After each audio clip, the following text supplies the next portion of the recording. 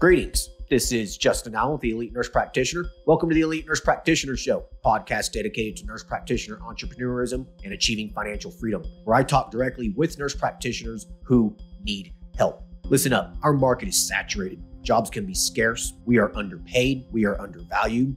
We are taken advantage of by the sharks within the healthcare system, and frankly, screw that. Sick of it, and it's time for a change. And listen, I'm here to help make that happen. We are powerful. We can forge a path where we are in control of our career and ultimately our financial and personal well-being. You do not need to submit to healthcare administrators and your doctor overlords. You do not have to take the measly salary. You do not have to work 50 to 60 hours a week. There is a different way, and I'm here to show you that path.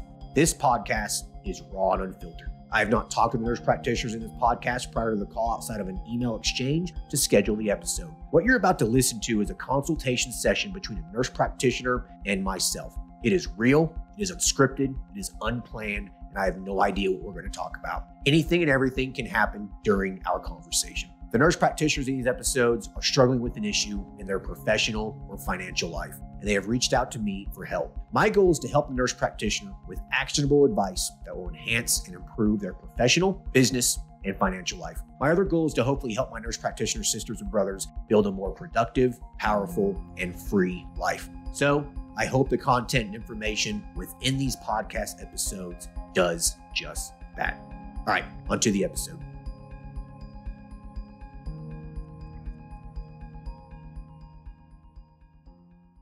Hello, everyone. Today we'll be talking to Laura, who is a psych nurse practitioner. Currently, she is working full-time in an outpatient clinic for a large hospital system.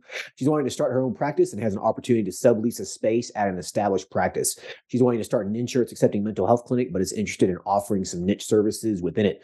She's needing assistance with navigating the startup process and how to prepare for success. Hey, Laura, how are you? I'm doing pretty good. Thank you for having me. No, thanks for hopping on here. So let's get started. So tell us about yourself. How long you've been a psych nurse practitioner for, and what things that you've been, doing since you become a nurse practitioner. I've been a psych nurse practitioner for the past 4 years. I'm currently still at my first job that I ever took as a new grad. I've been working full time, and I'm just kind of tired of the metrics and the data, trying to see as many patients as you can in a day and not feeling fairly compensated by the hard work that I feel I'm putting in. So I'm feeling burnout and I'm wanting to break away from that. Sure. So let's just go over a basic day in your, current job right now in terms of, what's contributing to this burnout. Well, I get here at 8 a.m. I have an hour lunch break, but it's a working lunch break because I'm usually catching up. I have an hour for new patients. I have 20 minutes for follow-up. We don't have any kind of case manager here. The patients are high acuity. It's not just like, hey, you need some Zoloft? Okay. They're a lot more complicated than that. I just feel like 20 minutes is not enough time to really sit and, get to know my people and treat them the way that I want to treat them. I mean, I want to enjoy coming to work every day and not constantly be behind. And so that ends up, I'm supposed to get off work at 3. I'm usually here till about 5 or later. And that's not including like all the paperwork and stuff that you have to fill out, people needing stuff for like, disability or extra services or their FMLA or, that sort of thing. So a lot of that does trickle down and add to the stress. And I just feel I'm salary. So it doesn't matter whether I have a day full of no-shows or if I see over 20 people that day, I get paid the same. And it's just really discouraging because I don't feel like I provide the care I want. Yeah. Well, it sounds like it sucks. I mean, yeah. You don't get any kind of production or anything, nothing. You're just a straight salary and that's it. Well, they give like a small bonus, like maybe twice a year, but it's like up to $1,500. It's nothing really that like Ooh, right. motivates me. Yeah, man. Wow, they're so generous. Yeah. Yeah. Yeah. Okay. Right. That doesn't motivate you. I mean, come on, $1,500, big deal. You probably make that for them in 2 hours, Right. Yeah. Okay. So yeah, so it sounds like you're in a situation that is not ideal. So I don't blame you one bit wanting to get out. So walk through for me kind of what you're thinking about wanting to start so you can, break free from this little rat race that you're in. Right.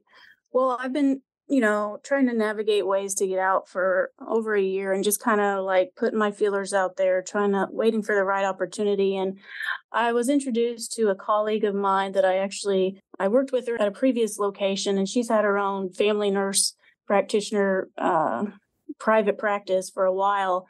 And she relocated and has this large building that she's willing to sublease to other nurse practitioners. And she's the one that introduced me to actually your podcast and your resources. And she's offering, that I rent out a space there and I can use her staff and other resources that she has there. Like she'll have a lab there. She'll have like an IV infusion room. She's going to have, there's going to be therapists there, hopefully eventually.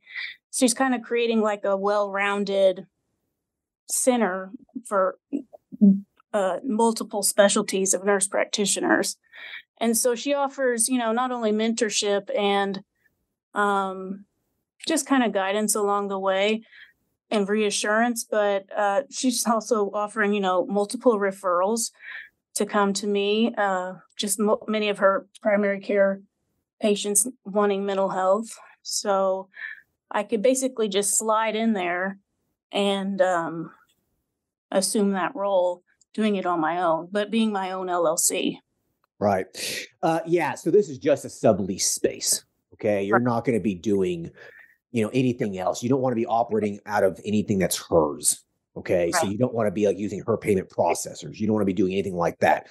Staff can help and the staff can schedule patients and stuff on your EMR or whatever, but you're going to want to come in there and keep it as separate as possible. Right.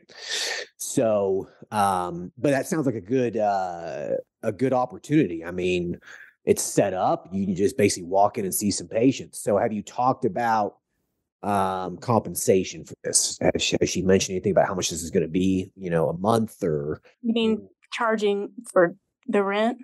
Exactly. Charging you for being there. Yeah. $1,000 a month. Okay. That's not bad. No. And then, but if I want to use her staff, it's another $500 a month. Okay. But I could also have the opportunity to hire my own staff. How big of a space is this? Oh, golly. That's not something I can really answer. It's pretty large. Okay. So it was a surgery center. Oh, so you're talking about like 10 exam rooms or something? I think she's got maybe six to 8 exam rooms. Well, that's a lot though, right? Mm-hmm. Is it just her in there? No, she has a women's health nurse practitioner in there right now, I believe. As well. Okay. So, Yeah. Okay, gotcha. So she's seeing patients, that women's health NP seeing patients, and then hopefully you'll be seeing patients. Yeah. Gotcha. She said that you'd have a dedicated room or anything, or would it just be basically just sharing rooms and stuff?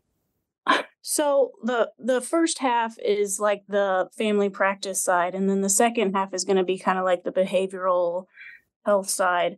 And that side that I would be working at is being remodeled as we speak, because she's hoping to recruit more than just me, I believe. And I would have my own dedicated office space. Like it would be my room. Perfect. Okay. So you have a place that you can make home. Yeah. Basically, you can make this, your own little space, have your own, your own computer set up, your own whatever. Okay. Yeah. Yeah. So, and the location's pretty decent. You feel like patients are going to easily be able to find you guys? Well, it's in the middle of town. It's not in the best area of town, but it is near the major hospital. in the middle of our city, just a Okay. few blocks down. Okay. Uh, Well, I mean, as long as it's not in a ghetto, it should be okay. yeah. Um, and then patient acquisition, is like the goal here, is she going to refer patients to you and vice versa? I think so, yeah. Right, right. Yeah, I mean, keep it all in house, right? Um, okay. So you're not going to be billing through her entity, though. You're going to be billing yourself. Right. She introduced me to a billing company, but like everything that I would do would be separate from her. Like I don't have to use that billing company. I can use whichever billing company I want. Right. But I did meet with them and I liked what they had to offer and say. They seemed like they were going to take a lot of the work away from me. So I wouldn't have to really be messing with billing at all. They would just, Well, so my advice here is just to go through that company, but just make sure that you're going to be credentialed separately from her. oh, Okay. yeah. Yeah. Yeah, but that way it's all the same system. So you can, use the same billing system. You'll use the same, possibly maybe the same EMR or whatever. And then that way, if you use her staff, it's all congruent. Right. Right. So they don't have to learn new systems and whatnot. So I would advise just going through them. Keep this as simple as possible. Right. Okay. The EMR that she has, are you okay with it? I've never used it before. It's called Cario. It should be fine for you. That should work. It's a Okay. pretty standard, EMR. Okay. Okay, yeah. So I would just use that then if it's not too expensive. It was like $100 a month or something like that. Oh, well then, whatever. That's fine. That's nothing. Okay, perfect. So listen, it sounds like a pretty good opportunity, to be honest with you. Even for $1,500 a month and using her staff, it's a pretty good deal. Like, you don't have to worry about employment matters. You don't have to worry about hiring people. You don't got to worry about any of that stuff. Like, you just pay this person $1,500 a month. You got a space and you have, a couple staff members answering the phone, making appointments, etc. Right. So yeah, that's not a bad deal. If I could find a place like that, I would jump on it. Okay. Yeah. So that's a good deal. In time, as you get busier and whatnot, and you want to go at your own space, then,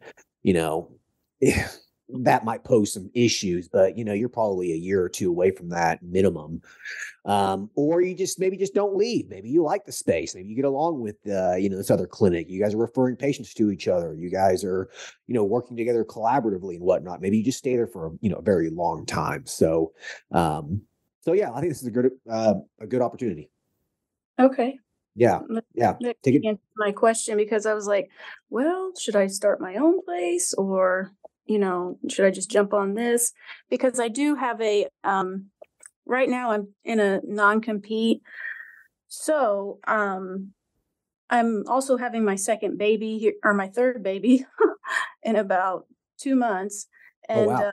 yeah, and my non-compete, I have a 1-year non-compete that doesn't start until October. So I'm going to have to be taking a year off from being a nurse practitioner whatsoever in the city that I'm in. Well, I have a 30-mile radius that I can't operate in. Is that for just mental health? Is there a service that's tied to that? The way my contract reads and the way my lawyer explained it to me was they wrote it very vague and broad so that any nurse practitioner service is how they worded it. So I've pretty much surrendered and accepted the fact that I can't be a nurse practitioner for a year because, hey, I'm going to be having a baby anyway. And I'll just go work as an RN for a year here and there while I'm setting up this whole thing with her. Gotcha. Well, how do you feel about that?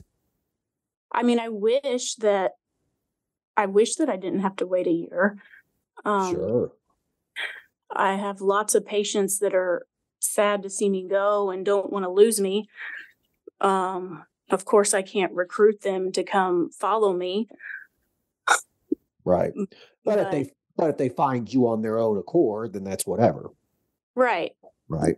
You can't actively solicit them. Yeah. Correct. And your lawyer said that, I mean, is this enforceable in your state? Yes. I'm in Indiana. She basically told me that, I could try to fight it in court and pay a bunch of lawyer fees and then still end up having my non-compete if I lost, or I could wait a year. And I don't have, I'm trying to save to start a business and I don't really have the money to pay a lawyer and then run the risk of Yeah. still having a non-compete. Yeah, I wouldn't pick that battle. It's not going to be worth it.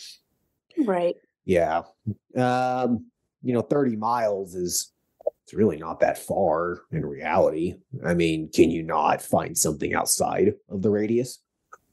Possibly, but I really, my husband, he's a firefighter, works 24-hour shifts, and just having 3 small children, I'm like, driving 30 miles every day, I don't know. I could possibly do telehealth for a while, but I really hate telehealth. Okay. I was going to say, telemedicine would be an option too, as long as you're not seeing patients within 30 miles, right? Right. Right. Okay. Well, if you don't like telemedicine, that kind of throws that one out the window, right? It doesn't sound like you really want to drive 30 miles. So yeah, unfortunately, I think your option is just to be the RN for a little while, right? Right. And the thing of it is, I can actually make the same amount of money or close to it that I make now just being an RN for the same hospital system, depending on the job. Yeah. So, I haven't like totally completely nixed the telehealth thing. I was just kind of like weighing my options, trying to find that sweet spot of a job or close as I can for what I'm going to do for the next year, because I have to make some type of money. But I don't really have much experience like with a strictly telehealth business or how that would work. For strictly telemedicine. Yeah. Well, I mean, it's, you set up a practice the same way as you would normally, but you just market and see patients online, via phone calls and stuff exclusively. It's really not that different, especially if you're doing it in the same state. You start getting other state licenses, then it kind of complicates it. You got to follow, other state law and whatnot. But overall, it's pretty straightforward. It's the same thing. Like, you could start the business. You could start the LLC. You could get the EMR up and running. You could get your website up and running. Like, you could get the business set up and just do telemedicine for a year outside of that 30-mile radius.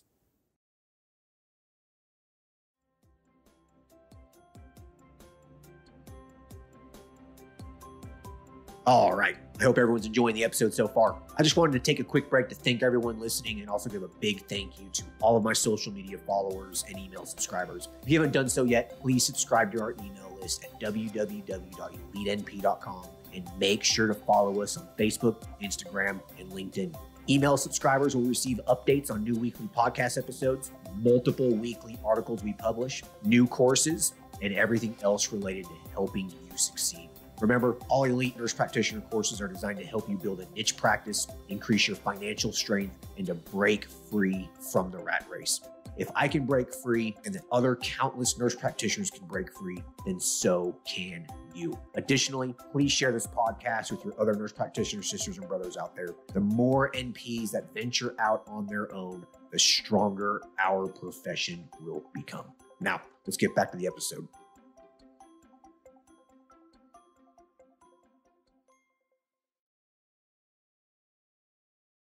Even though I'm working inside the radius, but if I'm paying people outside.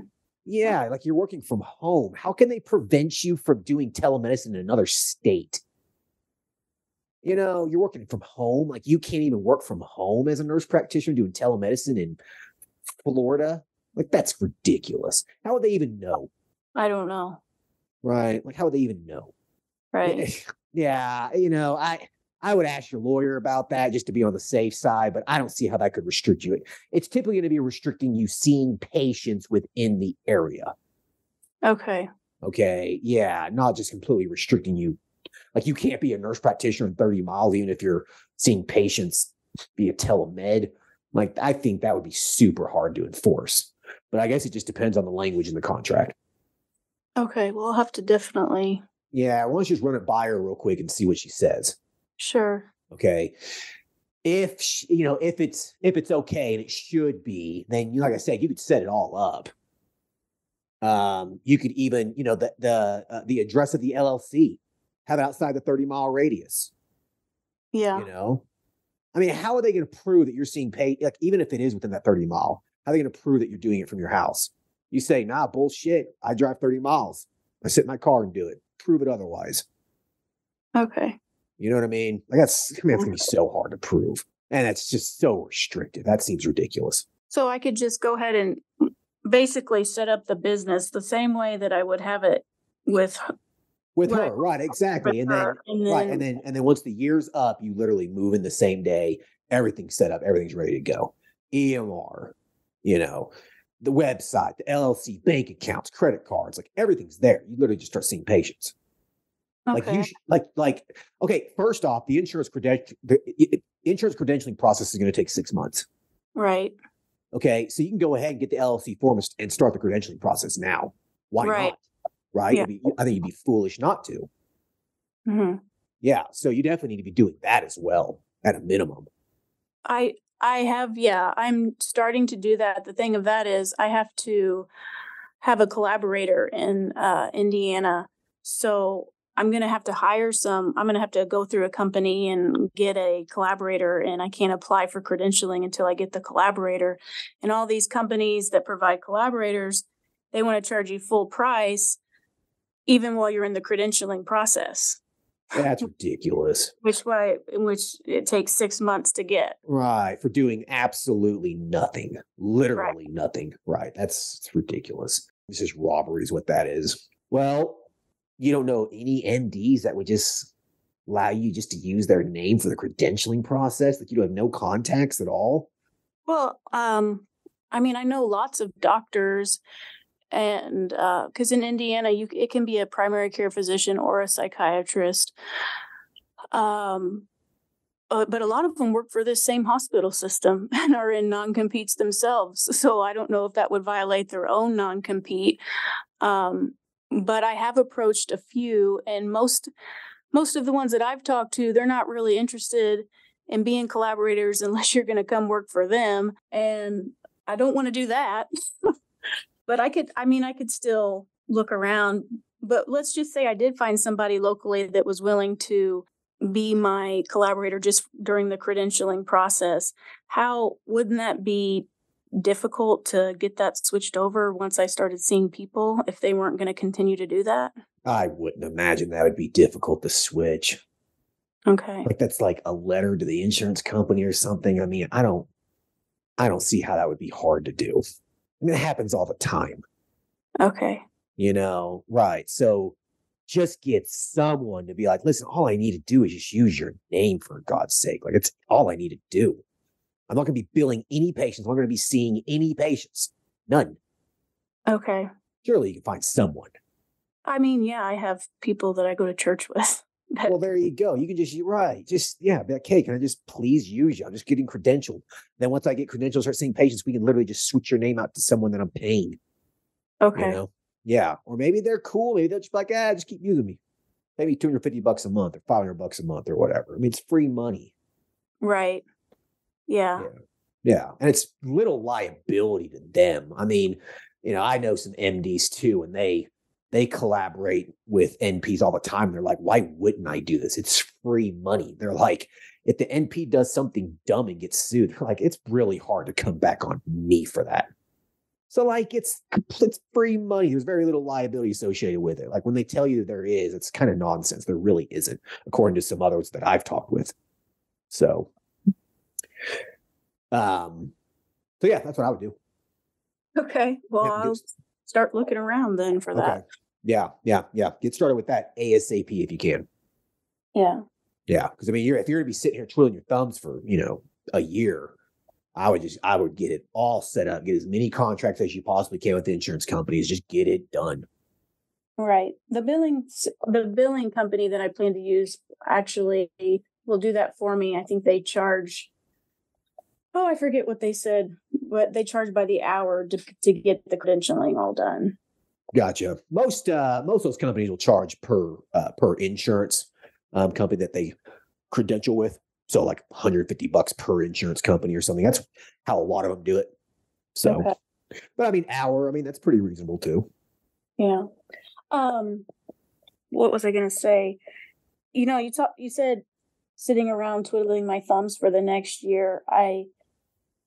My mind was also there. I was like, well, what am I going to be doing for the next year? I'm going to be working, whatever I'm doing, I'm going to be working either as an RN or maybe this telehealth thing. But I'm going to have time on my hands. And I was like, well, I have an interest in HRT and integrative medicine and ketamine and all this extra stuff. Like, should I even be thinking about that stuff, or should I just like put that on the back burner and wait till I'm more established and then start really diving into that and researching that? I mean, I think you should, offering some ketamine infusions. That's big money, and it's in demand too. And it's a fantastic service. I mean, there's people who do, a series of ketamine infusions and they get off all their psych meds, like it's that significant. It's that profound for some people. Right. So yeah, I think it's definitely something you maybe should start looking into, start dabbling in it a little bit, doing your research, taking a couple courses, that sort of a thing. I think it's a great idea. Okay. Yeah. Yeah, for sure. I would definitely do that. Okay.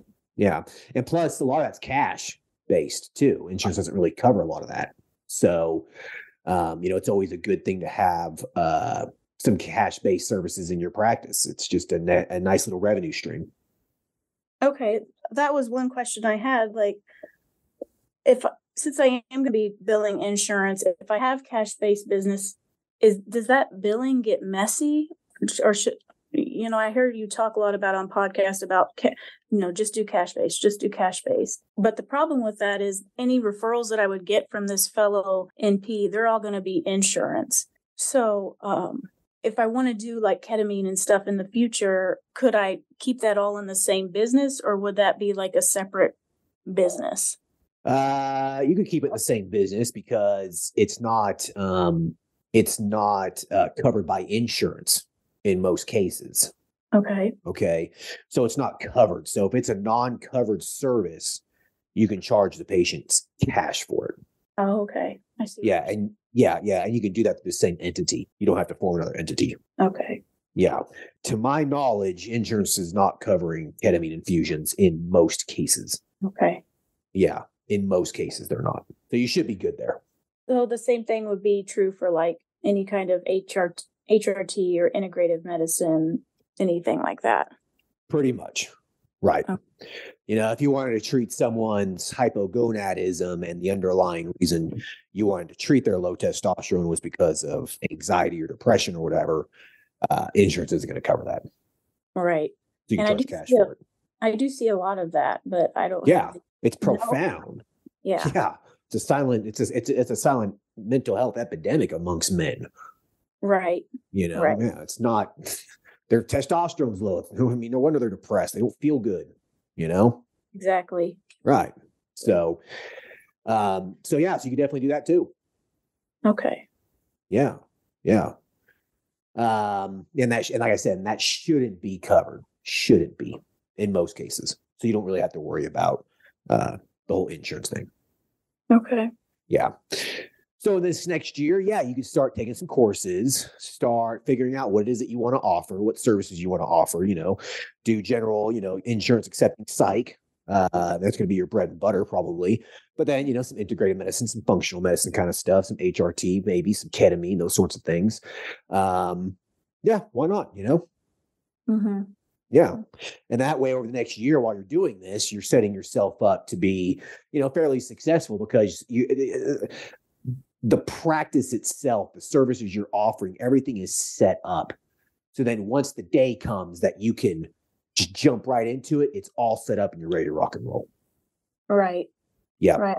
I do like your point about starting and just go ahead and biting the bullet and doing telehealth. I would. Why not? Yeah. I'll just have to deal with my dread of technology. Oh, it's not that bad. For the most part, it can just be a phone call. Yeah. mean, as long as you're not prescribing controlled substances, you most of the time don't even have to see, even have a video chat. Yeah. I mean, I do prescribe controlled substances via telehealth where I'm at right now, but I think the rule is you have to see them at least once in person. One time, correct. Yeah. Yeah. Generally speaking, I mean, that's an ever evolving thing with the DEA. So, who knows what the final ruling is, the final rules are going to be. I mean, it's constantly changing, but yeah. So, you could do that too. I mean, you could do that outside that 30-mile radius. I'm pretty sure you can. I don't see how they can prevent you from doing that. Okay. Yeah. There's no way they can prove that you were at your home doing a phone call. How could they prove that? Okay. Yeah. So how would I even go about, recruiting people from outside the 30-mile radius then just to see me via my new startup telemedicine thing? Well, if you're accepting insurance will send. I mean, they'll just send you patients. Oh. Yeah, I mean, you'll just start getting, you'll start building up a roster of patients just from the insurance company sending you patients.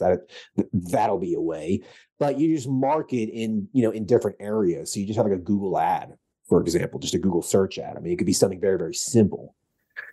On your website, you could say, offering services throughout the state for ADHD, anxiety, depression, et cetera, et cetera. And then you start sending out some ads, some Google search ads in certain areas outside that 30-mile radius, and also maybe a few Facebook ads. And you just do that. And hope that, some patients take a bite and schedule an appointment and go from there. So then you said setting the address of the LLC outside the 30-mile radius? I probably would, just to be on the safe side.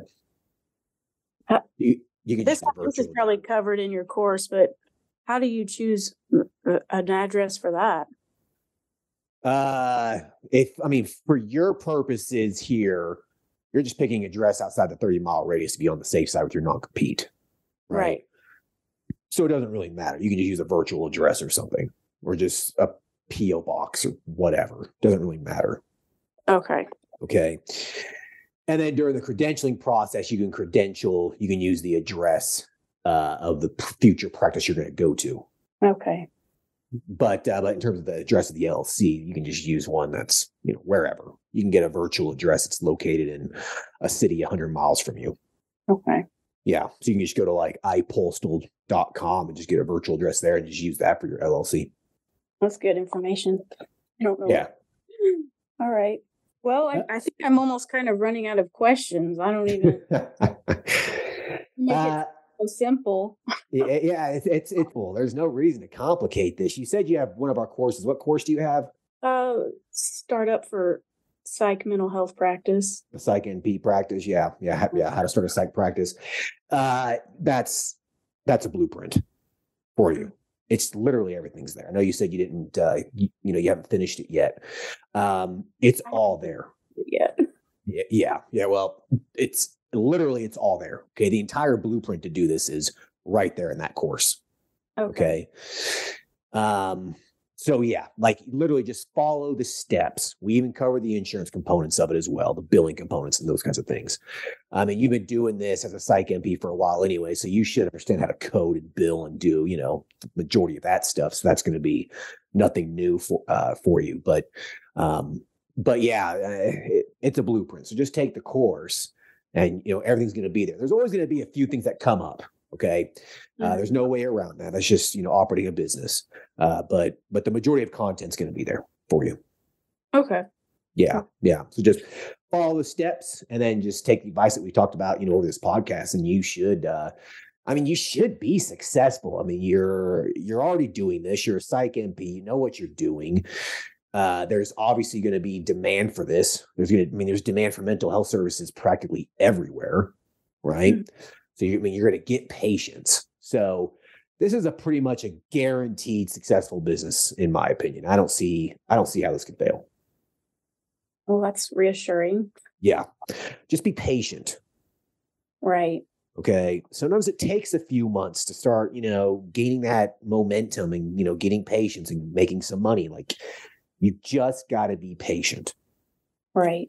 Yeah. Don't expect, slam dunk, No. in the first 2 weeks. It's not going to happen. So just go into it with realistic expectations. Okay. You might not make a whole lot for 6 months. That's just part of starting a business. Sure. Yeah. I plan to continue working, like whether it's the telehealth thing or the working as an RN. I still plan to continue working while I'm transitioning to this. Well, good. Because, you're not going to need to be seeing patients 5 days a week at first. Right? You don't need to do that. You only see patients 2 or 3 days a week. And then you can work as an RN on the floor 2 days a week or something, Yeah. Yeah. Yeah. That's exactly what you need to be doing. I mean, that's part of the Elite NP model. Right. Working part-time, starting a part-time business. That's the most optimal way to start a successful business and not be stressed out about money. Sure. Yeah. So yeah, no, it sounds like you have your head on your shoulders here. I mean, just follow the steps and you should succeed. And then 6 months down the road after you start, you probably can quit the job and just dive full-time into the business. Right. Yeah, that's a great place to be. Okay.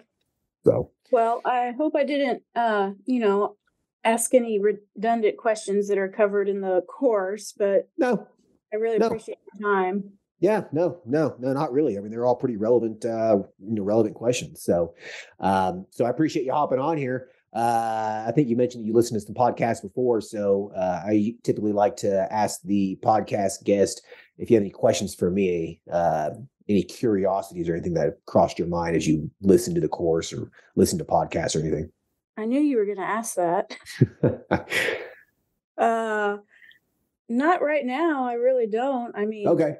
I imagine this is one of your more passive income streams that you've got going on for you. All these courses that you're promoting, and I just congratulate you, Well, thanks. It's been a lot of work. I mean, setting up everything, all the businesses and everything. It was tough. It was a tough few years, but it paid off. How many years you been doing your own thing now? So I started my first business it had been 2017. Really started 2018. So about 5-6 years. Okay. Yeah. So the momentum, the real money really didn't start till about year 3. Okay. Yeah. And I worked at an urgent care, for almost 4, let's just say 5 years. It's realistically about 5 years. I worked at that urgent care almost four of those years while I was doing it. I mean, it was tough, but I was able to do it debt free. Right. So there's definitely some trade-offs, right? So try to avoid debt if you can. Oh, I plan to. Okay, good. Yeah. Don't go into debt for this. This is such a simple business. You don't need to take a loan out for this. No. I have some setback, to get it started, and we don't have much debt other than our mortgage. So, and then childcare. Those are our biggest expenses. Yeah. Well, perfect. Then you should be fine here. If you got $10,000 saved up to put towards this business, that's going to be more than enough to start a successful business. Yeah, I have that. There you go. So you're literally on the path to success here. It's just now, having this baby, waiting the year, and then getting started, right? Right. Yeah, the third boy. So it'll be fun. And yeah. I got one of those too. Yeah, he likes to scream a lot. Yeah. Well, I hope to talk to you again someday, and hopefully share the path to success. Yeah. Well, shoot me an email a year from now when you get started, or a year and a half from now, and we'll talk about how how things are going. Okay. I appreciate your time. All right. You're welcome. You take care of yourself. Bye-bye. All right. Thank you. Bye.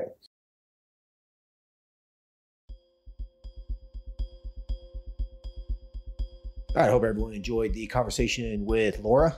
Kind of a unique situation there.